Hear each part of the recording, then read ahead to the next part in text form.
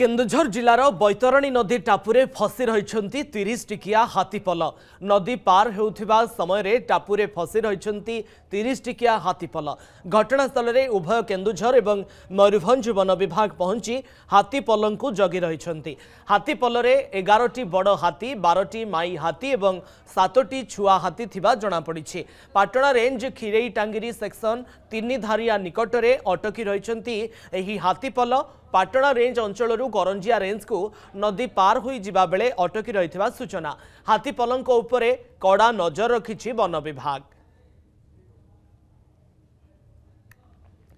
चित्र आपण देखिपारुछंती किभली भाबरे 30 टिकिया हाथीपल टापुरे फसी रही एवं नदी पार होउथिबा समय एही हाथीपल सही टापुरे ही फसी रही कौनसी प्रकार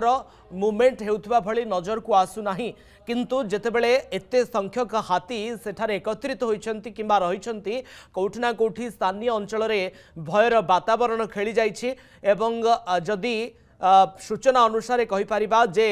स्थानीय अंचल रे हाथी मानकर उपद्रव मध्य देखा मिली एवं ये संपूर्ण हाथी मानक उपरे वन विभाग नजर रखिछि एवं लोक मानकु सेमानक पाखकु न जिबा पई सचेतन करा जाइछे।